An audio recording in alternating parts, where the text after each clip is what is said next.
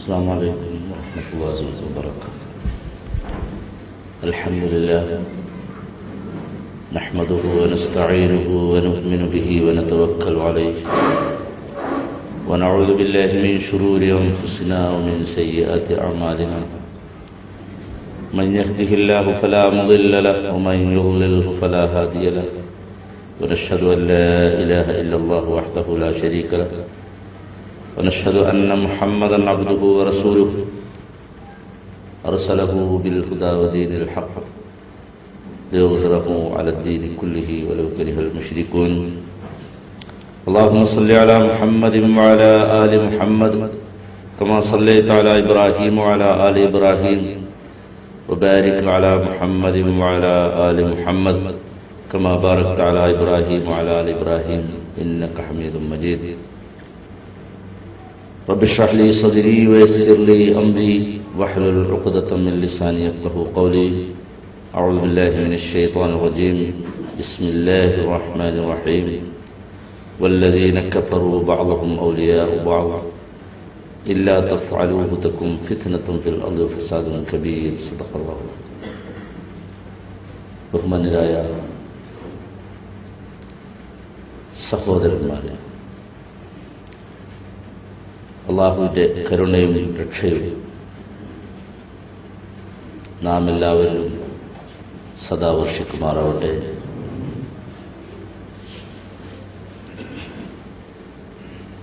ഈ മഹത്തായ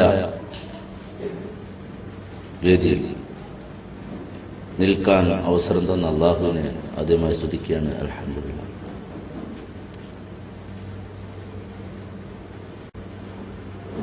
ആഴ്ചയിൽ ഒരു ദിവസം, അതും ചിലർക്ക് മാത്രം കിട്ടുന്ന ഒരു ഒഴിവ് സമയം, ഇങ്ങനെയുള്ളൊരു ഹാളിൽ പിടിച്ച് നിർത്താന്ന് പറഞ്ഞാൽ പ്രയാസമുണ്ടാക്കും എന്നറിയാം.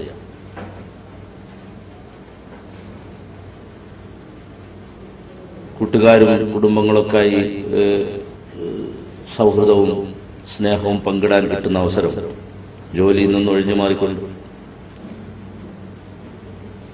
അത് പക്ഷെ ഇങ്ങനെയുള്ള വേദിയിൽ പിടിച്ചിരുത്തുമ്പോൾ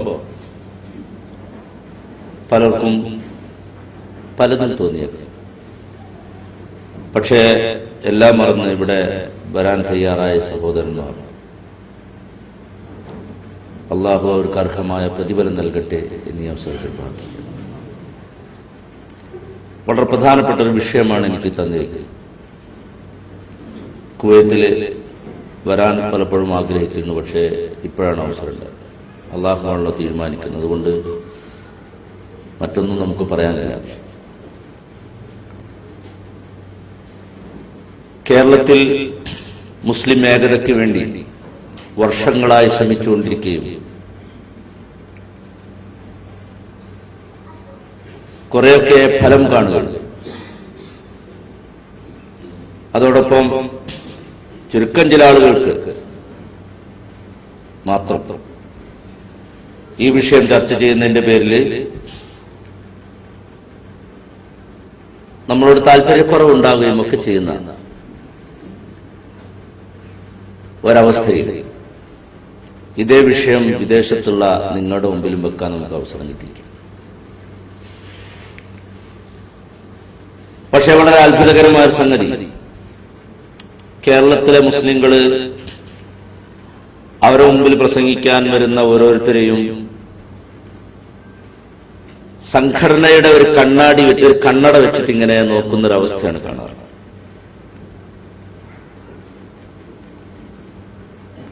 ആ പ്രസംഗത്തിന് മിക്കവാറും മറുപടികൾ ഉണ്ടാവും. ആ മറുപടികൾ ഇപ്പൊ ഇങ്ങനെ മുന്നോട്ട് പോയി മറുവടികളായി മാറുന്നുണ്ട്. ദീനിന്റെ കാര്യം ദീനിന്റെ അതേ സ്പിരിറ്റിൽ നിന്നുകൊണ്ട് സംസാരിക്കാൻ പോലും പറ്റാത്തൊരവസ്ഥയാണ് നമുക്കുള്ളത്. ഒരു സങ്കുചിതത്തോടുണ്ടാവും, അതോടൊപ്പം ഒരു ആംഗിളും അവർ സെറ്റ് ചെയ്തിട്ടുണ്ടാവും. ഒരു വിഷയം അവതരിപ്പിക്കുക, അതിലൂടെ അല്ലാതെ പോയാൽ അത് പ്രശ്നമാണ്. പക്ഷെ അങ്ങനെയുള്ള വളഞ്ഞ തിരിഞ്ഞ എല്ലാ ആംഗിളുകളും വിട്ട് വളരെ സ്ട്രെയിറ്റ് ആയിട്ട് ഖുർആനും ഹദീസും ഈ വിഷയത്തിൽ എന്ത് പറയുന്നു എന്ന്, അതുപോലെ ചരിത്രവും പണ്ഡിതന്മാരും എന്ത് പറയുന്നു എന്ന് വ്യക്തമായ ജനങ്ങളുടെ മുമ്പിൽ വെക്കുക എന്നുള്ളതാണ് നമ്മുടെ ലക്ഷ്യം. ഇതില് മറ്റ് താല്പര്യങ്ങളോ ഉദ്ദേശങ്ങളോ ഒന്നുമില്ല. ഇതേ സെൻസ് തന്നെ ഈ കേൾവിക്കാർ ഇതിനെ എടുക്കണമെന്നൊരു അപേക്ഷയാണ് ഇവിടെ ഉള്ളത്. മറ്റൊരർത്ഥവും ഇതിന് കൊടുക്കാൻ പാടില്ല. നമുക്ക് താല്പര്യപ്പെട്ടതല്ല. മാത്രമല്ല, ഈ വിഷയം ഇങ്ങനെ അവതരിപ്പിക്കുന്നതിലൂടെ എന്തെങ്കിലും ഒരു മറ്റൊരു ബെനിഫിറ്റ്, ഭൗതികമായിട്ടുള്ള ഒരു ബെനിഫിറ്റോ അല്ലെങ്കിൽ ഒരു വെസ്റ്റഡ് ഇൻട്രസ്റ്റോ ഇതില് കൊണ്ടു നടക്കാൻ പറ്റില്ല. അങ്ങനെ ഒരു ഗുണവും നമുക്ക് കിട്ടുന്നില്ല. മറിച്ച് അള്ളാഹുവിന്റെ പ്രീതി, സമൂഹത്തിന്റെ ഗുണം, ഇത് മാത്രം ഉദ്ദേശിച്ച് ഏകദേശം 18 വർഷത്തോളമായി ഈ വിഷയം ഞാൻ അവതരിപ്പിച്ചുകൊണ്ടിരിക്കുന്നു. കേരളത്തിൽ മാത്രമല്ല, കേരളത്തിന്റെ പുറത്തും ഗൾഫ് കൺട്രിയിലൊക്കെ വിഷയങ്ങൾ അവതരിപ്പിച്ചിട്ടുണ്ട്. പണ്ഡിതന്മാരുടെ വളരെ ശക്തമായ പിന്തുണയും ഇതിനുണ്ട് എന്നുകൂടെ നിങ്ങൾ മനസ്സിലാക്കുക. പല പണ്ഡിതന്മാരും സ്റ്റേജിലൊക്കെ തന്നെ കയറി വന്ന് പ്രാർത്ഥിക്കുകയും കാര്യങ്ങൾ അവരുടെ കഴിവനുസരിച്ച് ഫലപ്രദമാക്കാനുള്ള സഹായങ്ങൾ ചെയ്യുകയും ചെയ്തിട്ടുണ്ട്. ഇതൊക്കെ ഞാൻ പറയുന്നത് ഈ ഒരു വിഷയത്തിൽ എത്രമാത്രം എതിർപ്പുകളും അല്ലെങ്കിൽ എത്രമാത്രം അതിനോട് താല്പര്യക്കുറവും ഉണ്ട് എന്ന് മനസ്സിലാക്കിക്കൊണ്ടാണ്. പക്ഷേ സാധാരണക്കാരായ ജനങ്ങൾ, അതുപോലെ നിസ്വാർത്ഥരായ പണ്ഡിതന്മാർ, സമൂഹത്തിന്റെ നന്മ മാത്രം ഉദ്ദേശിക്കുന്ന നേതാക്കന്മാർ ഈ വിഷയത്തെ സ്വീകരിക്കുകയും അപ്രിഷ്യേറ്റ് ചെയ്യുകയും അവരുടെ സഹായ സഹകരണങ്ങൾ നമുക്ക് കിട്ടുകയും ചെയ്തുകൊണ്ടിരിക്കുന്നു.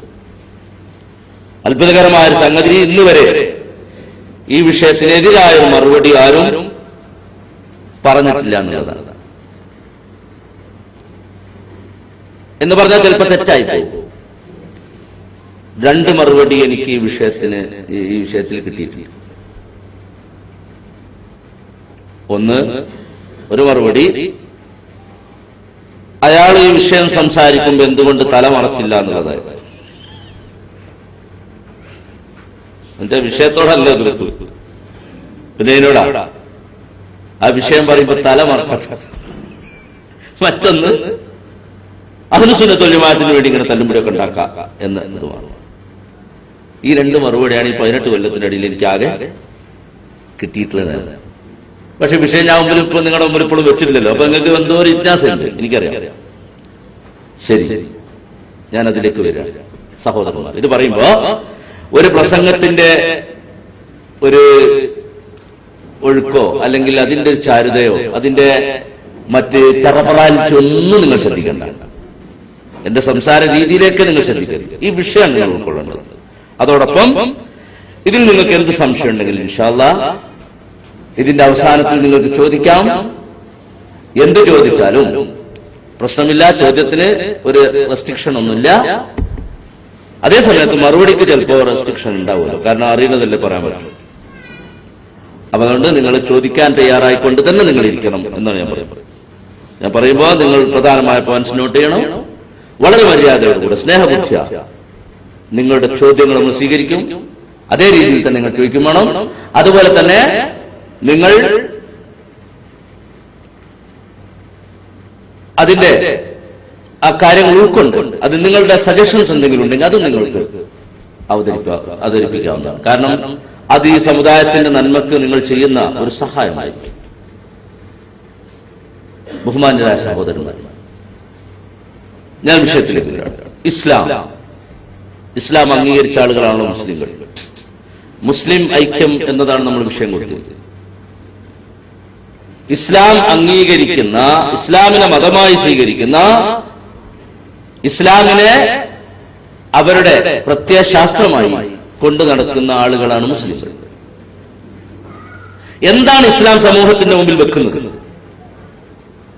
എന്താണ് ഇസ്ലാം സമൂഹത്തിന്റെ മുമ്പിൽ അവതരിപ്പിച്ചത്? വിവിധ മതങ്ങൾ ലോകത്തുണ്ട്. അതിനൊക്കെ അതിൻ്റെതായ താല്പര്യങ്ങളും അതിൻ്റെതായ രീതികളും ഉണ്ട്. വളരെ വ്യത്യസ്തമായി ഇസ്ലാം ജനങ്ങളുടെ മുമ്പിൽ അവതരിപ്പിക്കുന്നത് സിറാത്തുൽ മുസ്തഖീം. സിറാത്തുൽ മുസ്തഖീം എന്ന് പറഞ്ഞാൽ നേരെയുള്ള വഴി എന്നാണ് ഇതിന്റെ അർത്ഥം. നേരെയുള്ള വഴിക്ക് രണ്ട് പ്രത്യേകതകളുണ്ട്. ഒന്ന്, നേരെയുള്ള വഴിക്ക് പോയാൽ ലക്ഷ്യത്തിലെത്തുമെന്ന് ഉറപ്പാണ്. രണ്ട്, നേരെയുള്ള വഴിയായിരിക്കും ഷോർട്ട് കട്ട്, അതായിരിക്കും കുറുക്ക് വഴി. വളഞ്ഞ വഴിയൊക്കെ നീളുന്നു. അപ്പൊ അതിവേഗം ലക്ഷ്യത്തിലെത്തിക്കുന്ന വഴി ഇതാണ് സിറാത്തുൽ മുസ്തഖീം. ഈ സിറാത്തുൽ മുസ്തഖീമിലൂടെ നാം സഞ്ചരിക്കുകയും ഇതിൽ തന്നെ ഉറച്ചു നിൽക്കാൻ ഒരു ദിവസം ചുരുങ്ങിയത് 17 പ്രാവശ്യം നിർബന്ധമായും അള്ളാഹുവിനോട് നമ്മൾ പറഞ്ഞുകൊണ്ടിരിക്കുകയും വേണം. അതെ, എന്താണ് ഈ സിറാത്തുൽ മുസ്തഖീം കൊണ്ട് ഉദ്ദേശിക്കുന്നത്? സൂറത്തുൽ ഫാത്തിഹയിൽ നമ്മൾ പറഞ്ഞുകൊണ്ടിരിക്കുന്ന കാര്യം ഖുർആന്റെ മറ്റൊരു ഭാഗത്ത് സൂറത്തുൽ അൻആമിൽ അതിന്റെ 151, 52, 53 ആയത്തുകളിൽ കൃത്യമായി അള്ളാഹു തആല പറയുന്നുണ്ട്. വളരെ ചുരുക്കിയത് പറഞ്ഞാൽ അതിന്റെ ഫിഗർ മാത്രം പറയുകയാണെങ്കിൽ അള്ളാഹു പറയുന്നു, ഖുൽ തആലൂ അത്ലു മാ ഹറമ റബ്ബുകും അലൈക്കും അല്ലാ തുശ്രികൂ ബിഹി ശൈആ വബിൽ വാലിദൈനി ഇഹ്സാനാ വലാ തഖ്തുലൂ ഔലാദകും മിൻ ഇംലാഖ് നഹ്നു നർസുഖുഹും വഇയ്യാകും വലാ തഖ്റബുൽ ഫവാഹിശ മാ ളഹറ മിൻഹാ വമാ ബതൻ വലാ തഖ്തുലു അൻ-നഫ്സ അല്ലതി ഹറമ അല്ലാഹു ഇല്ലാ ബിൽ ഹഖ് ദാലികും വസ്സാകും ബിഹി